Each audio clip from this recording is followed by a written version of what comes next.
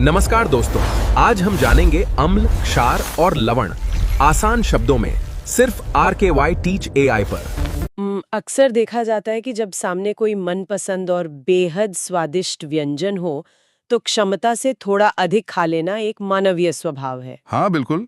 किसी शानदार दावत के बाद एक बहुत ही आम और असहज समस्या का सामना करना पड़ता है। सही कहा। पेट में तेज जलन, खट्टी डकारें या जिसे हम आम भाषा में एसिडिटी कहते हैं, ये एक ऐसी स्थिति है जिसका अनुभव कभी न कभी हर किसी ने किया ही होगा। एकदम किया होगा।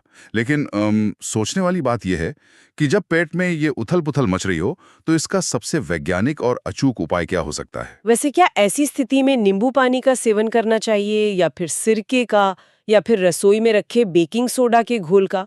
आज की इस गहन चर्चा में हम इसी रहस्य से पर्दा उठाने वाले हैं। और ये समझने वाले हैं कि हमारे शरीर के भीतर और बाहर रसायनों का ये खेल आखिर कैसे काम करता है। आज के इस विस्तृत विश्लेषण के लिए हमारे पास जो स्रोत सामग्री है, वो सीधे विज्ञान की गहराइयों से आती है। हाँ, और आज का मुख्य विषय विज्ञान की एक बहुत ही मूलभूत लेकिन अत्यंत शक्तिशाली त्रयी है, अम्ल, क्षारक एवं लवण, जिन्हें हम एसिड्स, बेसिस और सॉल्ट्स के नाम से जानते हैं। हमारा प्राथमिक मिशन आज ये है कि विज्ञान की प्रयोगशाला में होने वाली इन जटिल रासायनिक प्रतिक्रियाओं को अत्यंत सरल भाषा में और विस्तार से समझाया जाए। क्योंकि अक्सर रसायन विज्ञान की किताबें नीरस लग सकती हैं, लेकिन आज हम ये डिकोड करेंगे कि ये रसायन सिर्फ पन्नों तक सीमित नहीं है। बिल्कुल, ये रसायन हमारे रोजमर्रा के जीवन को, हमारी रसोई के हर एक डिब्बे को, हमारे उद्योगों को और यहाँ तक कि हमारे शरीर के पाचन तंत्र को कैसे चलाते हैं, ये सब हम आज जानेंगे। ठीक है, आइए इसे विस्तार से समझते हैं और शुरुआत उस एसिडिटी वाले सवाल से ही करते हैं। स्रोत सामग्री स्पष्ट रूप से बताती है कि पेट में एसिडिटी का मतलब है कि पाचन तंत्र में अम्ला यानी एसिड की मात्रा आवश्यकता से बहुत अधिक हो गई है। और ऐसे में अगर कोई नींबू पानी पीता है तो समस्या कम होने के बजाय और भयंकर हो जाएगी। हाँ, क्योंकि नींबू में भी तो सिट्रिक अम्ला ही होता है ना। सही कहा। इसका सही और सटीक इलाज बेकिंग सोडा है। बेकिंग सोडा एक क्षारक है। विज्ञान का ये एक बहुत ही सुंदर और सीधा नियम है कि क्षारक अम्ल के प्रभाव को पूरी तरह से काट देता है। सामान्य तौर पर स्रोत बताते हैं कि जो चीजें स्वाद में खट्टी होती हैं वे अम्ल होती हैं, जैसे दही, नींबू या इमली। और इनका एक खास गुण ये है कि ये नीले लिटमस पेपर को लाल कर देते हैं। और दूसरी ओर क्षारक वे होते हैं जिनका स्वाद कड़वा होता है और अगर इन्हें छुआ जाए तो ये साबुन की तरह चिकने महसूस होते हैं। क्षारक लाल लिटमस को नीला कर देते हैं। यहाँ सबसे दिलचस्प बात यह है कि इन अम्लों और क्षारकों की पहचान करने के लिए हमें हमेशा किसी प्रयोगशाला के लिटमस पेपर पर निर्भर रहने की आवश्यकता नहीं है। यहाँ सबसे दिलचस्प बात यह है कि प्रकृति ने हमें बहुत से ऐसे प्राकृतिक सूचक यानी इंडिकेटर्स दिए हैं जो हमारे आसपास ही मौजूद हैं। हल्दी का एक बहुत ही व्यवहारिक और जादू सा लगने वाला उदाहरण लेते हैं। हाँ, हल्दी वाला उदाहरण बहुत सटीक है। किसी भी विवाह या समारोह में अक्सर ऐसा होता है कि नए सफेद कपड़ों पर मसालेदार सब्जी की ग्रेवी गिर जाती है। उस सब्जी में प्रचुर मात्रा में हल्दी होती है जो कपड़े पर एक गहरा पीला दाग छोड़ देती है। और जब उस कपड़े को धोने के लिए उस पर कपड़े धोने वाला साबुन रगड़ा जाता है तो वो पीला दाग अचानक लाल भूरे रंग में बदल जाता है। बिल्कुल, ऐसा इसलिए होता है क्योंकि साबुन की प्रकृति क्षारीय होती है और हल्दी एक प्राकृतिक सूचक है जो क्षारक के संपर्क में आते ही अपना रंग बदल लेती है। लेकिन जैसे ही उस कपड़े को बहुत सारे साफ पानी से खंगाल दिया जाता है, साबुन का क्षारीय प्रभाव खत्म हो जाता है और वो दाग वापस पीला हो जाता है। ये तो वाकई ऐसा लगता है जैसे रसोई घर में ही रसायन विज्ञान का कोई जादू चल रहा हो। स्रोतों में ये भी बताया गया है कि प्राकृतिक सूचकों के अलावा प्रयोगशालाओं में सिंथेटिक सूचकों का भी बहुत उपयोग होता है, जैसे कि मिथाइल ऑरेंज और फिनोल्फथलीन। ये भी अम्ल या क्षारक के संपर्क में आने पर अपना रंग बदलकर संकेत देते हैं। लेकिन एक और श्रेणी है जो मुझे व्यक्तिगत रूप से बहुत हैरान करती है। वो है गंधीय सूचक, जिन्हें ऑल्फैक्टरी इंडिकेटर्स कहा जाता है। यानी ऐसे पदार्थ जो रंग से नहीं बल्कि अपनी गंध से बताते हैं कि उनके सामने अम्ल है या क्षारक। ये सच में बहुत अद्भुत है। गंधीय सूचकों का विज्ञान बहुत ही सटीक है। कुछ पदार्थ ऐसे होते हैं जिनकी अपनी एक विशिष्ट और तेज गंध होती है, लेकिन अम्लीय और क्षारीय माध्यम में उनका व्यवहार बिल्कुल बदल जाता है। जैसे वनीला एक्सट्रैक्ट, बारीक कटी हुई प्याज या लौंग के तेल पर विचार करते हैं। प्याज की गंध कितनी तेज होती है ये हम सभी जानते हैं, लेकिन अगर प्याज के रस में कोई क्षारक जैसे कि सोडियम हाइड्रोक्साइड मिला दिया जाए तो प्याज की वो तीखी गंध पूरी तरह से गायब हो जाती है। यानी कोई उसको सूंघ कर बता ही नहीं सकता कि वहां प्याज है। सही पकड़ा। वहीं दूसरी ओर अगर उसी प्याज के रस में कोई आंवला मिलाया जाए तो उसकी गंध में कोई बदलाव नहीं आता, वो वैसी ही बरकरार रहती है। दृष्टिहीन छात्रों के लिए प्रयोगशाला में रसायनों की पहचान करने के लिए ये गंधीय सूचक बहुत ही महत्वपूर्ण उपकरण साबित होते हैं। यहाँ बात बहुत ही रोचक हो जाती है, क्योंकि रसायनों की असली कहानी सिर्फ उनकी पहचान तक सीमित नहीं है, बल्कि तब शुरू होती है जब वे एक दूसरे से या अन्य धातुओं से प्रतिक्रिया करते हैं। स्रोतों में एक बहुत ही रोमांचक प्रयोगशाला परीक्षण का जिक्र है। हाँ, अगर किसी अम्ल, उदाहरण के लिए सल्फ्यूरिक अम्ल, के भीतर धातु के कुछ छोटे छोटे टुकड़े डाल दिए जाएं, मान लीजिए जिंक के टुकड़े, तो एक बहुत ही तीव्र प्रतिक्रिया होती है। जिंक उस अम्ल के साथ प्रतिक्रिया करता है और गैस के बुलबुले तेजी से उठने लगते हैं। ये हाइड्रोजन गैस होती है। विज्ञान की दुनिया में इस गैस की पहचान करने का जो तरीका है वो किसी करतब से कम नहीं है। जब इस गैस को साबुन के पानी से गुजारा जाता है और उन बुलबुलों के पास एक जलती हुई मोमबत्ती लाई जाती है तो एक विशिष्ट ध्वनि पैदा होती है। उस ध्वनि को विज्ञान की भाषा में पॉप ध्वनि परीक्षण यानी पॉप साउंड टेस्ट कहा जाता है। अरे वाह! हाइड्रोजन एक अत्यधिक ज्वलनशील गैस है। जैसे ही मोमबत्ती की लौ उस बुलबुले के संपर्क में आती है, वो गैस एक छोटी सी पॉप या फटफट की आवाज के साथ तुरंत जल उठती है। ये सिद्ध करता है कि धातु और अम्ल के मिलने से हमेशा हाइड्रोजन गैस का निर्माण होता है। इसी तरह एक और अत्यंत महत्वपूर्ण रासायनिक प्रतिक्रिया है जिस पर चर्चा करना आवश्यक है। वो है जब अम्ल का सामना धातु कार्बोनेट या धातु हाइड्रोजन कार्बोनेट से होता है। सुनने में धातु कार्बोनेट एक बहुत भारी और जटिल रासायनिक शब्द लग सकता है, लेकिन ये हमारे भौतिक परिवेश में हर जगह मौजूद है। बिल्कुल। ब्लैक बोर्ड पर लिखने वाली सफेद चौक, इमारतों में लगने वाले संगमरमर के पत्थर और यहाँ तक कि पक्षियों के अंडों के कठोर छिलके, ये सभी कैल्शियम कार्बोनेट के ही अलग-अलग प्राकृतिक रूप हैं। और स्रोतों के अनुसार जब इन कार्बोनेट के रूपों पर अम्ला की कुछ बूंदें गिरती हैं तो एक तेज बुदबुदाहट के साथ कार्बन डाइऑक्साइड गैस यानी CO2 बाहर निकलती है। इस CO2 गैस की उपस्थिति को प्रमाणित करने के लिए भी एक बहुत ही शानदार परीक्षण किया जाता है, जिसे चूने के पानी का परीक्षण कहते हैं।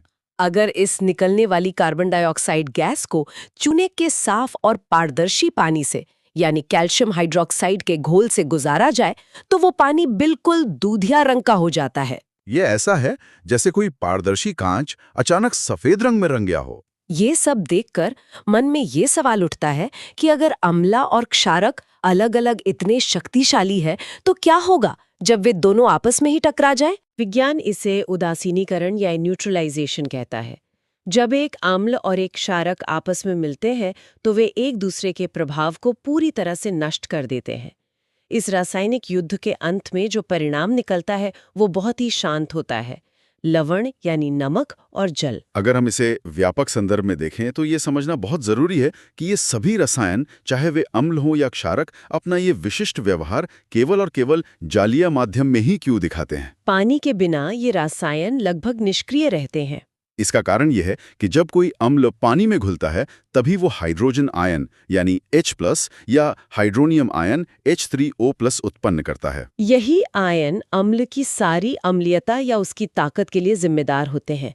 मतलब सूखी हाइड्रोजन क्लोराइड गैस सूखे लिटमस पेपर का रंग नहीं बदल सकती, उसे पानी की नमी चाहिए होती है। इसी तरह जब कोई क्षारक पानी में घुलता है तो वो हाइड्रोक्साइड आयन यानी OH- उत्पन्न करता है। पानी वो माध्यम है जो इनके आयनों को अलग करके इन्हें सक्रिय बनाता है। इसी जलीय माध्यम के संदर्भ में स्रोतों में एक बहुत ही गंभीर और महत्वपूर्ण चेतावनी दी गई है जिस पर ध्यान देना अत्यावश्यक है। रसायन विज्ञान की प्रयोगशाला में कभी भी सांद्र अम्ल यानी बहुत ही तेज, गाढ़े और बिना पानी वाले शुद्ध एसिड में सीधे पानी नहीं मिलाना चाहिए। अक्सर लोगों को लगता है कि किसी भी चीज को पतला करने के लिए उसमें पानी डाल दो, लेकिन यहाँ ये सामान्य ज्ञान बहुत भारी पड़ सकता है। ये चेतावनी इसलिए इतनी महत्वपूर्ण है क्योंकि सांद्र अम्ल और पानी के मिलने की प्रक्रिया अत्यधिक ऊष्माक्षेपी यानी हाईली एक्सोथर्मिक होती है। इसका सीधा अर्थ ये है कि इस प्रक्रिया में भयंकर मात्रा में गर्मी पैदा होती है।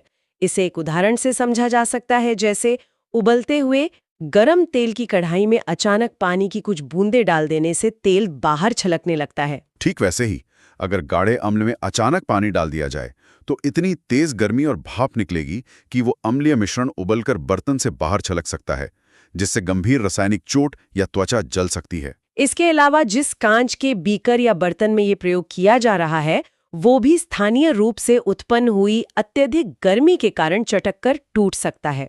इसीलिए सुरक्षा का सार्वभौमिक नियम ये है कि हमेशा पानी की अधिक मात्रा ले और उसमें अम्ल को बहुत धीरे धीरे लगातार हिलाते हुए मिलाना चाहिए। तो इस सब का क्या अर्थ है?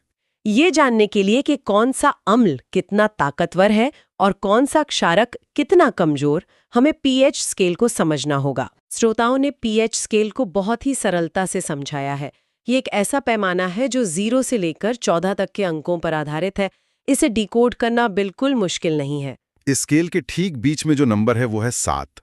7 का अर्थ है उदासीन या न्यूट्रल, जिसका सबसे अच्छा उदाहरण है हमारा शुद्ध पेयजल। अगर किसी घोल का नंबर 7 से कम आता है तो वो चीज अम्लीय प्रकृति की है, और ये नंबर जितना नीचे जाएगा, जैसे 3, 2 या 1, वो अम्ल उतना ही अधिक खतरनाक और तेज होता जाएगा। इसके विपरीत अगर नंबर 7 से अधिक है तो वो चीज क्षारीय है, और 14 की तरफ बढ़ने पर क्षारक की ताकत बढ़ती जाती है।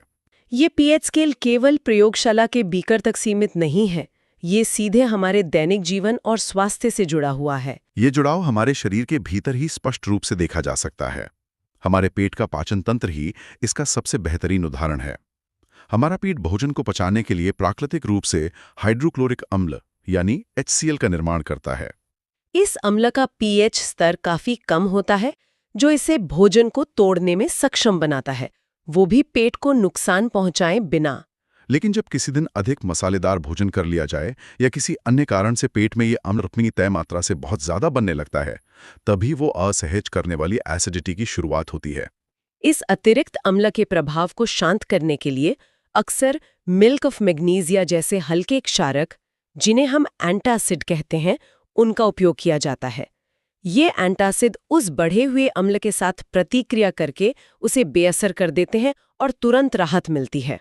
इसी तरह हमारे शरीर का एक और हिस्सा है जहां पीएच का स्तर बहुत मायने रखता है, और वो है हमारा मुंह। अम्ल के सामने कमजोर पड़ सकता है। जब हमारे मुंह का पीएच स्तर 5.5 से नीचे चला जाता है तो दांतों का क्षय यानी उनका सड़ना और टूटना शुरू हो जाता है। ये प्रक्रिया तब शुरू होती है जब हम मीठा या शर्करा युक्त भोजन खाते हैं। मुंह में पहले से मौजूद बैक्टीरिया उस बची हुई शर्करा को तोड़कर अम्ल का निर्माण करते हैं। ये अम्ल उस कठोर इनेमल को धीरे धीरे गलाने लगता है।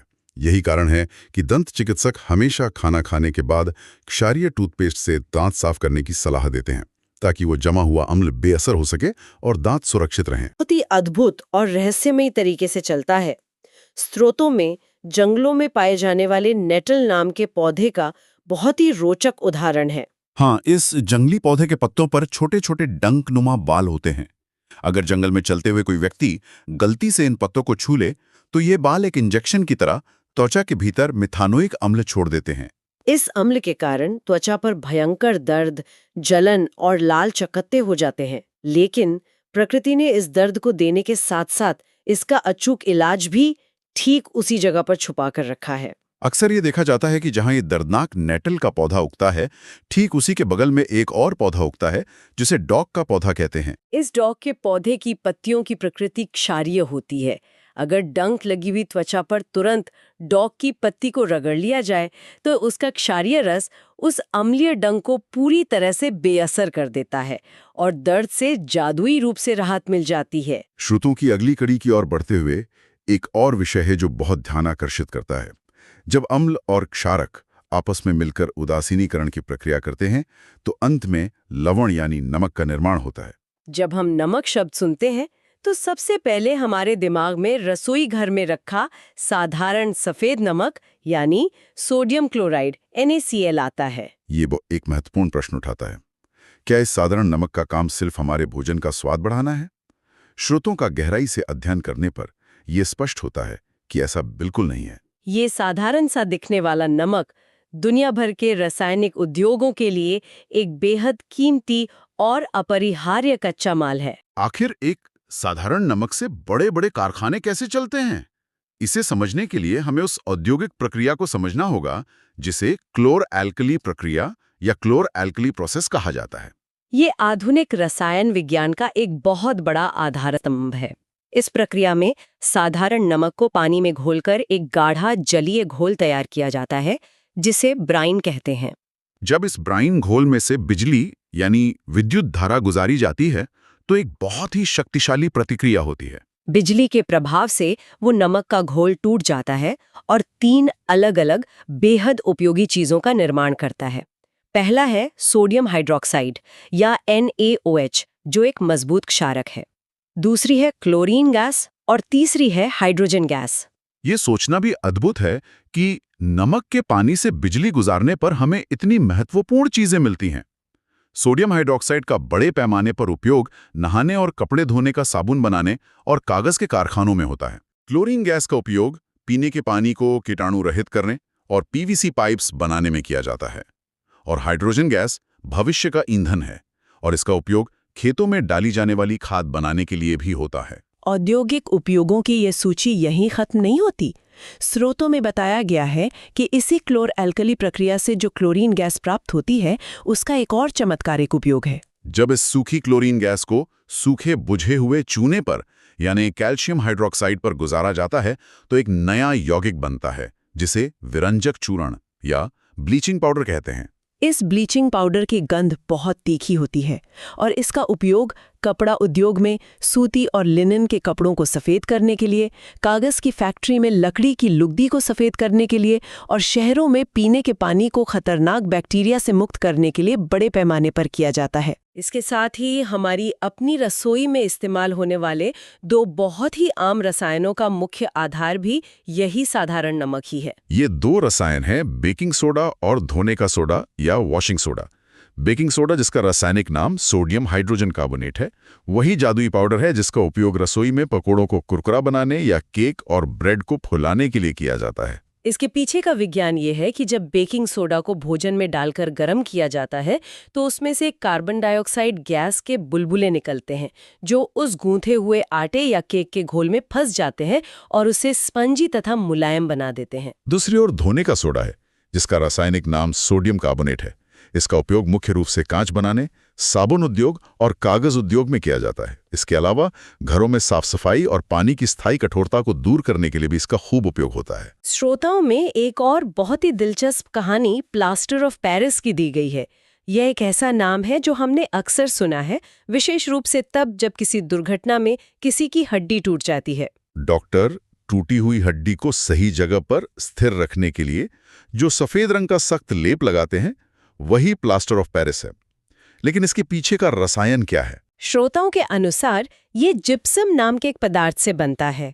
जब जिप्सम को एक भट्ठी में 373 केल्विन यानी 373 के सटीक तापमान पर सावधानी पूर्वक गर्म किया जाता है तो वो अपने भीतर मौजूद पानी के कुछ अणुओं को भाप बनाकर त्याग देता है। पानी के उड़ जाने के बाद जो सफेद पाउडर बचता है उसे ही प्लास्टर ऑफ पेरिस कहते हैं।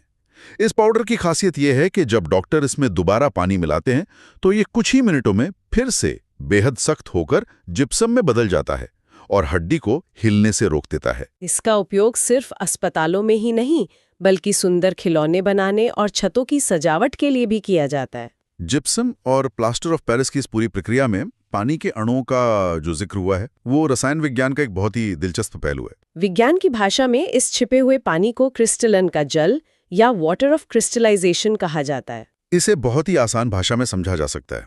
अक्सर हम सोचते हैं कि जो चीज सूखी दिख रही है उसमें पानी बिल्कुल नहीं होगा, लेकिन कुछ लवण ऐसे होते हैं जो देखने में एकदम सूखे पाउडर या क्रिस्टल जैसे लगते हैं, लेकिन उनके रासायनिक ढांचे के बिल्कुल भीतर पानी की बूंदें या अणु गहराई से छिपे होते हैं। जैसे एक सूखे दिखने वाले स्पंज के भीतर नमी होती है।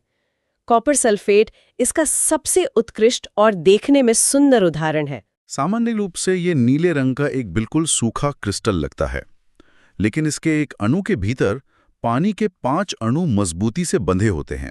अगर इस नीले कॉपर सल्फेट को एक परखनली में डालकर नीचे से गर्म किया जाए तो वो छिपा हुआ पानी भाप बनकर उड़ जाता है और क्रिस्टल का रंग नीले से उड़कर बिल्कुल सफेद हो जाता है। लेकिन रसायन विज्ञान का असली जादू तब दिखता है जब उस सफेद हो चुके सूखे पाउडर पर वापस पानी की केवल 2-3 बूंदें डाली जाती हैं। उसका वो शानदार नीला रंग तुरंत लौट आता है। ये प्रमाणित करता है कि रसायन जो बाहर से सूखे दिखते हैं वो भी अपने भीतर जल को समेटे रख सकते हैं।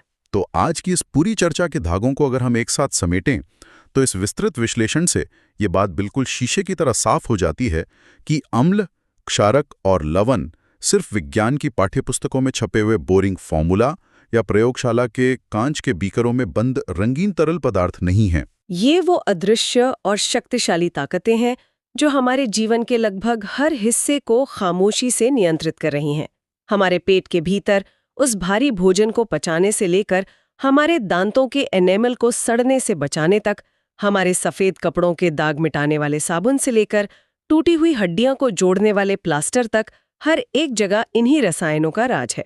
और यहाँ तक कि औद्योगिक कारखानों में बनने वाले हजारों महत्वपूर्ण उत्पादों तक में भी इनका ही इस्तेमाल होता है। ये जानना कि नमक का एक छोटा सा दाना सिर्फ हमारे भोजन का स्वाद नहीं बढ़ाता, बल्कि एक पूरी रासायनिक क्रांति का जनक हो सकता है, वास्तव में दिमाग को झकझोर देने वाला तथ्य है। इस बात से इनकार नहीं किया जा सकता। आज हमने गहराई से ये समझा कि कैसे साधारण हल्दी और प्याज जैसे प्राकृतिक सूचक बिना किसी भारी भरकम आधुनिक मशीन के हमें रसायनों की जटिल पहचान कराते हैं। हमने देखा कि कैसे धातुओं और कार्बोनेट्स के साथ अम्लों की प्रतिक्रियाएं नई गैसें पैदा करती हैं और लवण बनाती हैं। और सबसे महत्वपूर्ण बात, हमने ये जाना कि कैसे पीएच का एक छोटा सा 0 से 14 तक का स्केल हमारे शारीरिक स्वास्थ्य से लेकर मिट्टी की उपजाऊ क्षमता तक सब कुछ तय करता है। रसायन विज्ञान कोई अलग थलग विषय नहीं है, बल्कि ये वो भाषा है जिसमें प्रकृति हमसे बात करती है। आज की इस चर्चा को समाप्त करने से पहले श्रोताओं के लिए एक गहरा विचार छोड़ना चाहेंगे, जिस पर एकांत में विचार करना बहुत दिलचस्प होगा। जरा प्रकृति के इस अत्यंत रहस्यमयी और सटीक संतुलन के बारे में सोचें।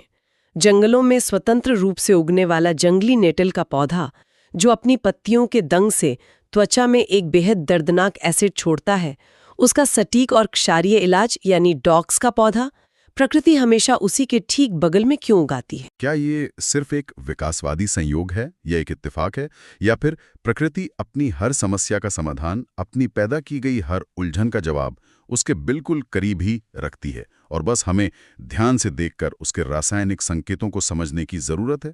इस गहरे विचार के साथ आज की इस गहन चर्चा को यही विराम देते हैं। ज्ञान को समझने और उसे अपने आसपास खोजने की ये यात्रा यूं ही जारी रहेगी।